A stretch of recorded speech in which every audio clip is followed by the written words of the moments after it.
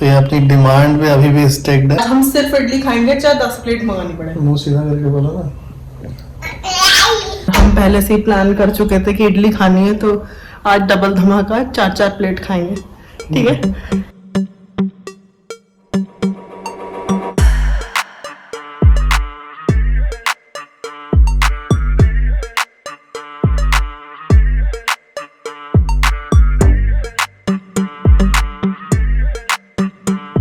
Hello everyone, once again welcome back to my channel. I hope you all are doing really well. So आज का जो video है वो dedicated है store की क्लीनिंग को लेकर। तो आज हम अपना स्टोर क्लीन करेंगे। तो जो लोग मुझे पहले से फॉलो कर रहे हैं उन लोगों को पता होगा कि मेरा स्टोर किचन की बालकनी से बाहर निकल के लेफ़्ट साइड पे है। तो ये मैं आपको स्टोर के अंदर का एक व्यू दे रही हूँ बिफ़ोर क्लीनिंग वाला। तो इसमें सामान बस एक पाइल अप फॉर्म में रखा हुआ है, जो भी एक्स्ट्रा सामान है वो एक के ऊपर एक रखा हुआ है।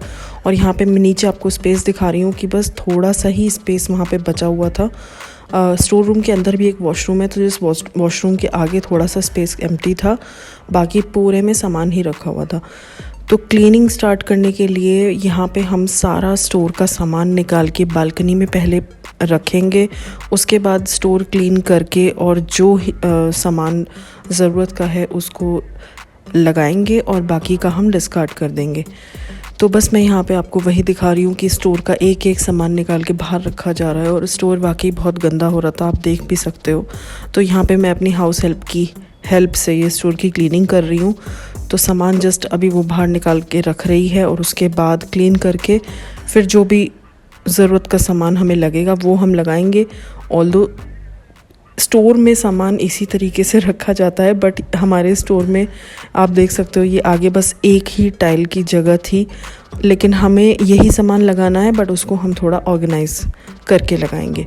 तो बस यहाँ पे हम पहले क्लीनिंग करेंगे और उसके बाद हम फिर सामान देखेंगे हमें कैसे लगाना है।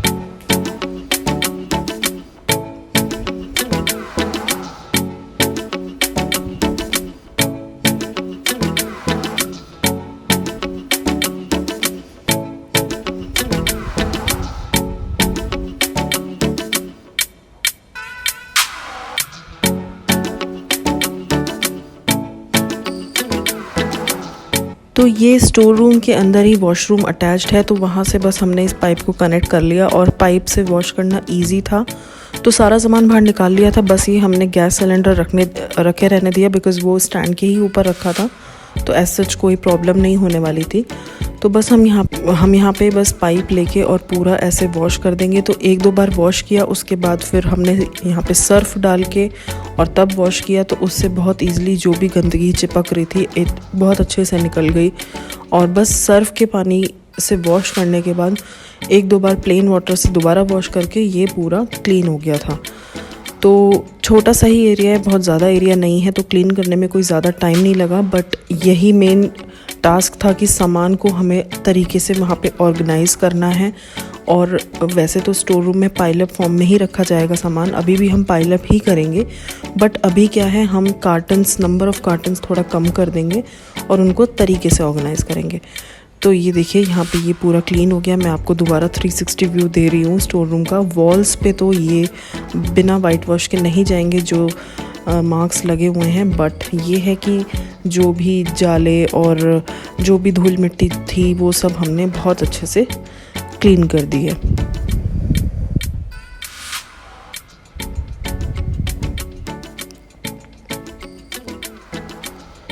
तो यहाँ पे आ गए हैं पीकेजी, और पीकेजी बड़े कार्टन में छोटे छोटे बॉक्सेस को अरेंज कर रहे हैं और वो बड़ा स्मार्टली यहाँ पे प्ले कर रहे हैं। बिल्कुल कोई भी स्पेस एम्प्टी ना जाए, जहाँ पे कम जगह है वहाँ छोटा बॉक्स लगा दिया, जहाँ ज़्यादा जगह है वहाँ बड़ा बॉक्स लगा दिया। तो वो ऐसा इसीलिए कर रहे हैं कि कार्टन्स हमारे कम से कम हो। और जिन लोगों को ये लग रहा होगा कि मैं छोटे छोटे बॉक्सेस भी क्यों संभाल के रख रही हूँ, तो वो इसलिए क्योंकि हम लोग का जो जॉब है वो ट्रांसफरेबल है। हम लोग पहले गुड़गांव में थे, देन हम लोग हैदराबाद चले गए, फिर नोएडा, देन ग्रेटर नोएडा। तो शिफ्टिंग जो लोग करते हैं वो इजीली समझेंगे कि कार्टन्स की और बॉक्सेस की ज़रूरत बहुत ज़्यादा पड़ती है, और हमें स्टार्टिंग से ही आदत पड़ गई है कार्टन्स वगैरह संभाल के रखने की, बिकॉज़ शिफ्टिंग में बहुत काम आते हैं। छोटे से छोटा डब्बा हो या बड़े से बड़ा डब्बा हो, जो भी आपके घर की जब पैकिंग होती है तो बहुत सारी चीज़ ऐसी होती हैं जिनको पैक करने के लिए आपको एक्स्ट्रा कार्टन्स की ज़रूरत पड़ ही जाती है, तो ये तब काम आते हैं। इसलिए मुझे शुरू से ही हैबिट है ये बॉक्सेस और ये कार्टन संभालने की, तो मैं ये इसलिए रखती हूँ। तो चलिए बस यहाँ पे ये मैं वही दिखा रही हूँ कि पीके जी एक एक बॉक्स को बड़े बड़े कार्टन में जितना पॉसिबल हो सकता है उतने कार्टन और बॉक्सेस कम करने की कोशिश कर रहे हैं यहाँ पे। तो ऑल्दो हमें रखना यही सब कुछ है दोबारा, लेकिन हम वही है कि थोड़ा ऑर्गेनाइज तरीके से रखेंगे, और ये जो एक ही टाइल की स्पेस आगे बची थी हम उसको थोड़ा बढ़ाने की कोशिश यहाँ पे करेंगे। तो ये मैं आपको दिखा रही हूँ सारे कार्टन्स अरेंज करने के बाद। तो ये दरवाज़ा हमने पूरा क्लीन कर दिया था। अगर हम अंदर घुसें तो लेफ़्ट साइड पे बस यहाँ सिलेंडर आगे रखा है, बिकॉज़ वो हमें चेंज करना पड़ता है टाइम टू टाइम। और ये सामान जो हमने रखा है ये केवल लास्ट टाइल पे ही है, आगे की 2 टाइल्स फ्री हो गई।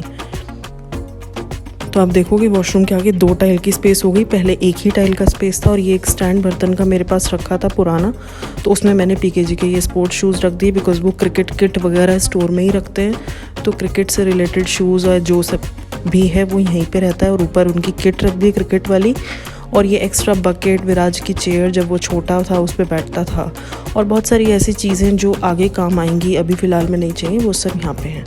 सिर्फ गैस सिलेंडर हमें इधर इसलिए रखना पड़ा बिकॉज़ वो मंथली हमारा चेंज होता है तो उसकी ज़रूरत पड़ती है। तो बस यही था हमारा क्लीनिंग डे, और हाउस हेल्प की हेल्प से, पीके जी की हेल्प से, मेरी हेल्प से, हम तीनों ने मिलके यहाँ पे इस जगह को सॉर्ट कर दिया। और यहाँ पे काफ़ी मतलब अच्छा लग रहा था क्लीन होने के बाद और सब चीज़ अरेंज होने के बाद।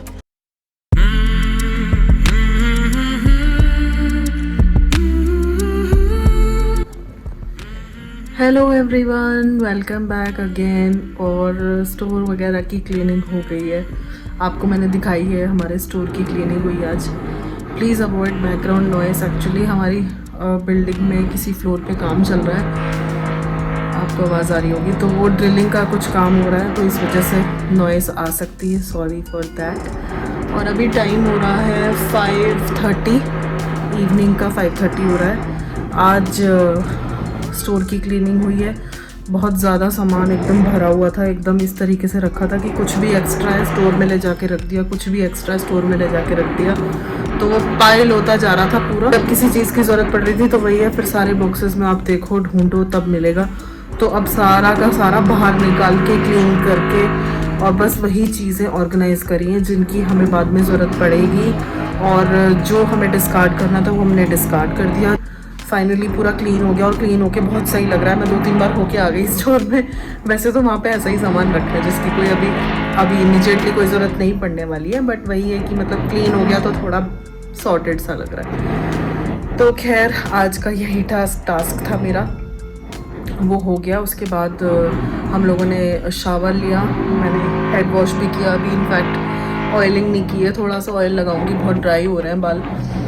तो बस हेड वॉश किया, फिर लंच वगैरह किया। लंच के बाद पीके जी का आज क्रिकेट मैच था 3 बजे से, तो वो तो मैच खेलने चले गए, और 4 o'clock पे हमारा विराज हो गया। बट ये ड्रिलिंग की वजह से वो बीच बीच में उठ रहा है, क्योंकि आवाज़ बहुत ज़्यादा हो रही है, और ऐसे किसी को मना कर नहीं सकते, बिकॉज़ जो शिफ्ट हो रहे हैं जिस फ्लैट में वो नए हैं, तो वो घर में पहले काम वगैरह करवा रहे हैं, कुछ वार्डरोब्स वगैरह बनवा रहे हैं, तो वही कारपेंट्री का काम, ड्रिलिंग तो होनी ही है।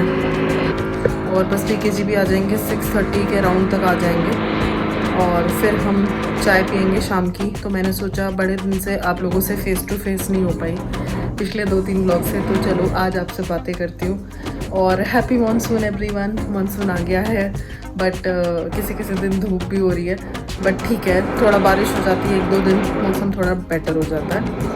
और आज है सैटरडे, और आज हमारा प्लान है शाम में इडली खाने का। तो इडली मतलब घर पे नहीं, हम जाएंगे वही दास प्रकाश, मैंने आप लोगों के साथ पहले भी शेयर किया था, यहाँ नोएडा में सेक्टर 104 की जो मार्केट है वहाँ पे एक दास प्रकाश करके है, उसके यहाँ हम पहले जा चुके हैं। तो नॉर्थ इंडियन साउथ इंडियन वैसे तो दोनों मिलते हैं उसके यहाँ, बट उसकी idli is just next level. तो मुझे बहुत, वैसे तो मुझे साउथ इंडियन कम पसंद है, बट मुझे उसकी इडली की तो मैं फ़ैन हो गई। तो मैंने पीके जी को बोला था कि अगली बार जब हम इसके यहाँ आएंगे तो हम और कुछ नहीं लेंगे, सिर्फ इडली खाएंगे। तो आज हमारा इडली का प्लान है।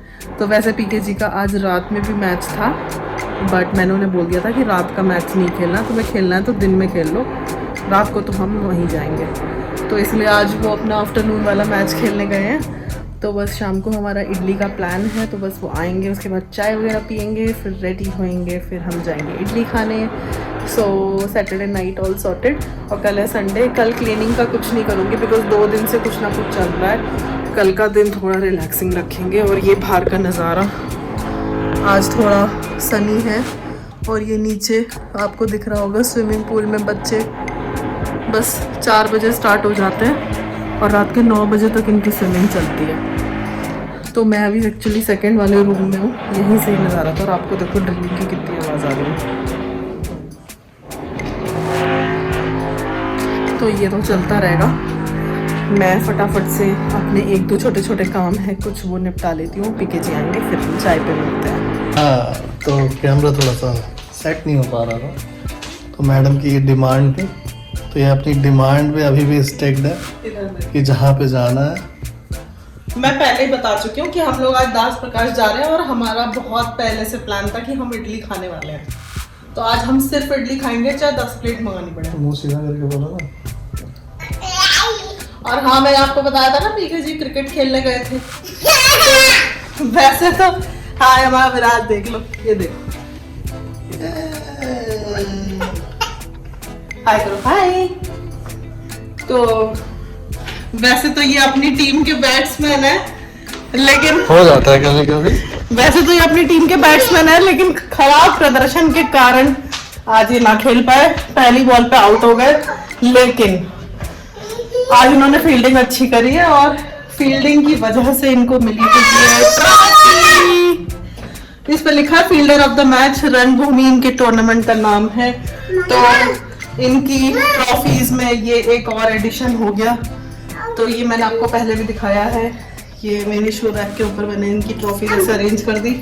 शो रैक के ऊपर इसलिए करिए क्योंकि इधर उधर मैं कहीं भी सजाती हूँ तो हमारे विराट भाई सब तोड़ देते हैं। 2 तोड़ चुके हैं जो मैंने चिपका के किसी तरह यहाँ पे बचा रखे हैं। तो बस आज का यही अचीवमेंट है इस आदमी का।